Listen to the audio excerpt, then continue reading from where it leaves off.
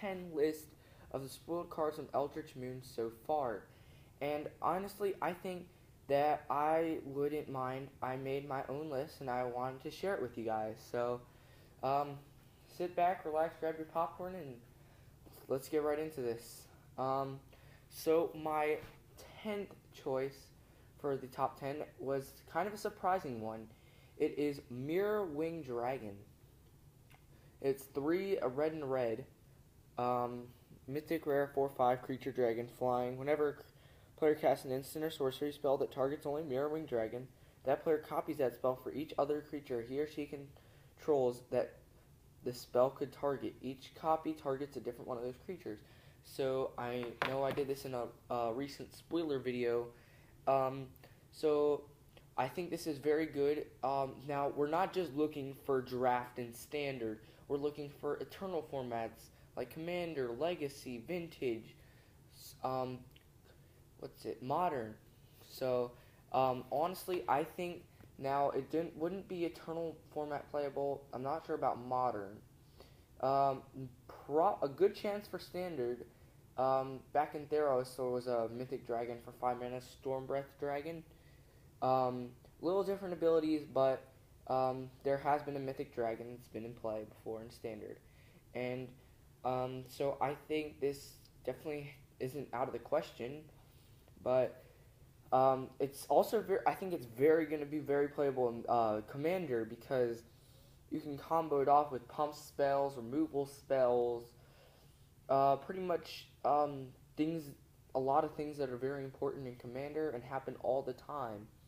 So, yeah, I mean, there's a lot of homes this can belong in, like mono dragons, like the Scion, I think that's his name, the 5-color dragon, and also just like in red-green decks, maybe mono red decks.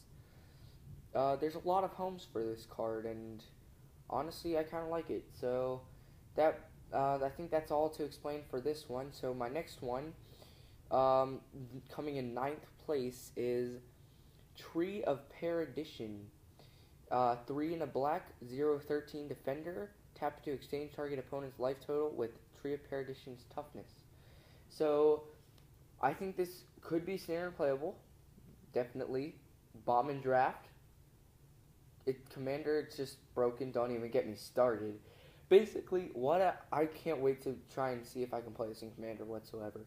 So basically, what it is, so you play this card, you tap it, their life total becomes 13, you have a 0/40 sitting on your board. Wow. How are people going to get around that one? But, so, honestly, I think it's very good in a lot of places. There's a couple of all those cards in Commander that come along once in a while that are just broken in Commander, revolving around the life total, like Tree of Paradition, Felidar Sovereign, that one back then, if you can tap the mana, you win the game thing. And so, yeah. My next one is Strom Kirk Condemned. Now, this reaches 8th place for a lot of reasons, in my opinion. It's a 2 black, 2/2 rare creature, vampire horror. Discard a card. Vampires you control get +1/+1 until end of turn. Activate this ability once each turn.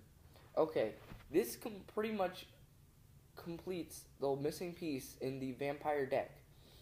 First off, you discard a card, Fueling Madness. You can activate it once per turn, and all your vampires get pumped +1/+1, and it's a 2/2 on turn 2 for 2 mana.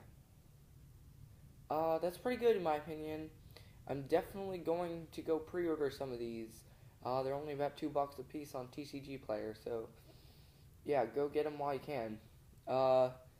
My next one, number 7. Now this may seem a little bit low. A little bit low in other people's opinions, but I think this is here for a couple of reasons. Now, it's Liliana the Last Hope, the Planeswalker, 1 and 2 black, 3 loyalty, Liliana. Up to 1 target creature gets -2/-1 until your next turn. -2, put the top 2 cards of your library into your graveyard, then you may return a creature to your hand. -7, you get an emblem with, at the each end step, you get X zombies, where X is 2 plus the number of zombies you control, so, yeah. I think this is more of a build around me, especially during the ultimate, but yes, it is a 3 mana planeswalker. I think it's pretty strong for it is, but speaking of like longer term formats, modern, Commander, Vintage Legacy, stuff like that. Honestly, people would want to play Liliana the Veil, obviously more as a 3 mana 1 and 2 black planeswalker. But for standard reasons and also for draft reasons, I say go right ahead.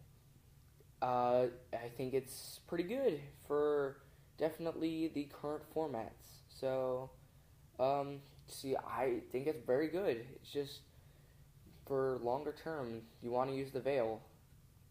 But we'll see how it comes out, I mean, I may be wrong. This is just my opinion. So, next one, number 6, Spirit of the Hunt. 1/2 green, rare 3/3, creature, wolf spirit, flash.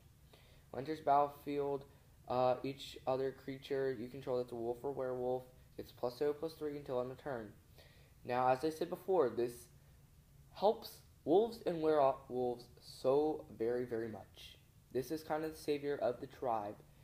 And basically, like, this kind of, just makes it maybe even playable and standard and competitive.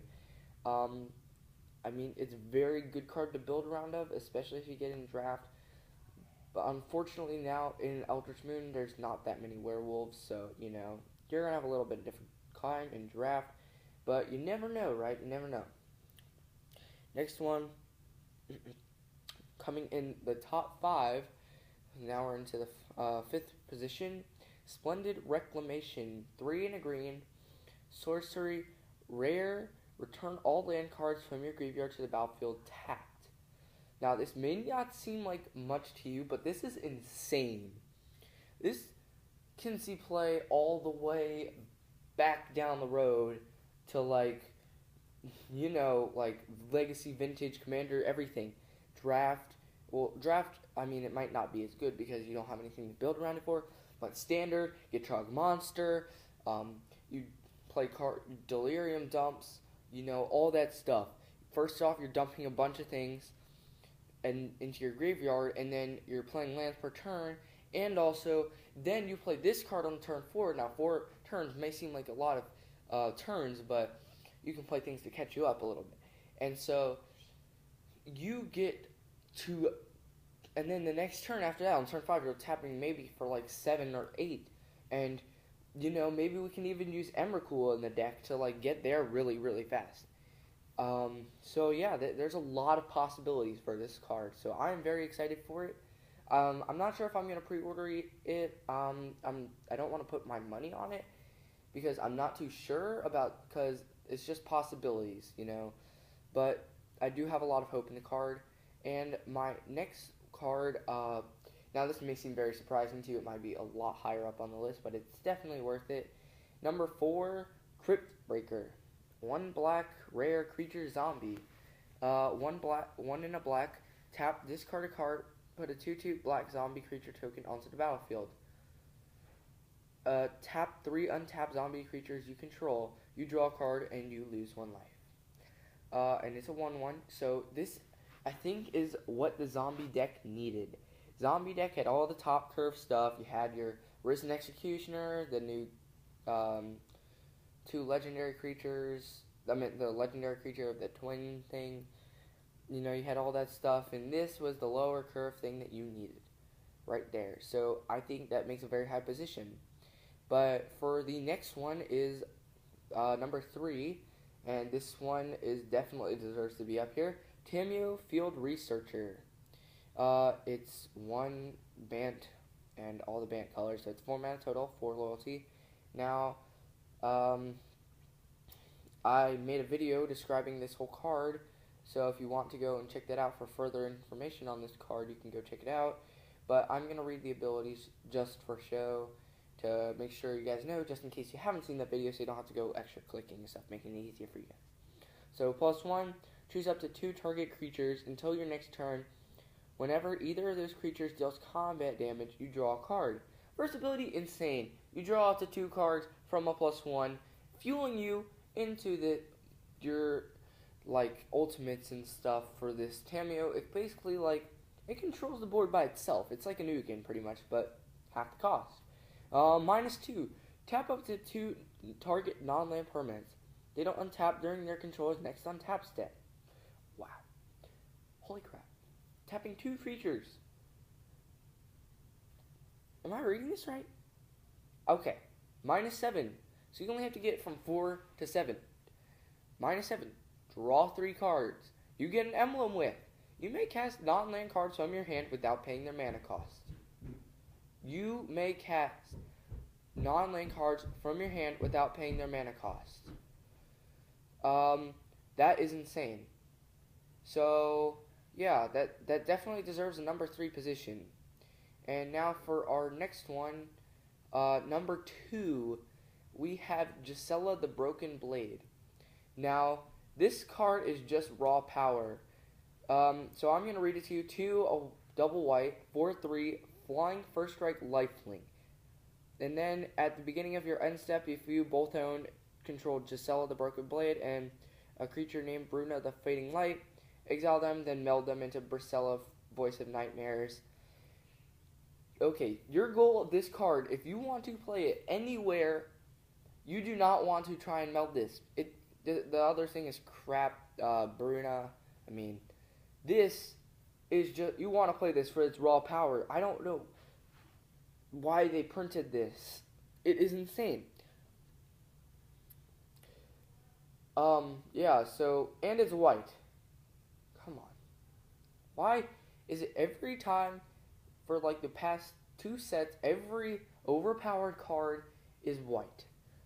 You know, there's freaking Talia, there's Archangel Avacyn, there's now Gisela. I mean, holy crap.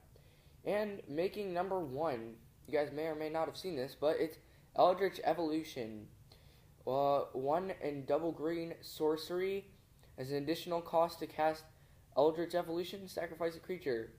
Search your library for a creature card with a converted mana cost X or less, which is 2+ the sacrifice creature's converted mana cost. Put that card onto the battlefield, then shuffle your library. Exile Eldritch Evolution. So basically, for the amount it is, just to get like the 3 paid off on Chord of Calling, you get to cast this card and have the same abilities, just sacrificing a creature, but you're getting the best card out of your deck from this, just by maybe sacrificing like a 4-drop that didn't mean too much to you. This card is insane. This is what you want to grab. This is the card that you want to look for, in my opinion. Eldritch Evolution is going to see playing Commander, all the way back, Modern, Vintage, Legacy, all those formats, and Standard and Draft for sure. Draft is going to be a bomb. Standard, this is going to see play everywhere. I am telling you, this card is insane. Well, that is going to finish it up for today's video. One more I have an honorable mention that didn't quite make the list in my opinion, but is also a very, very good card. It's Talia. Hold on, excuse me 1 second. Let me find it real quick.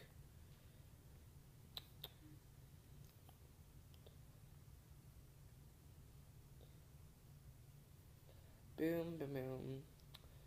Excuse me for 1 second.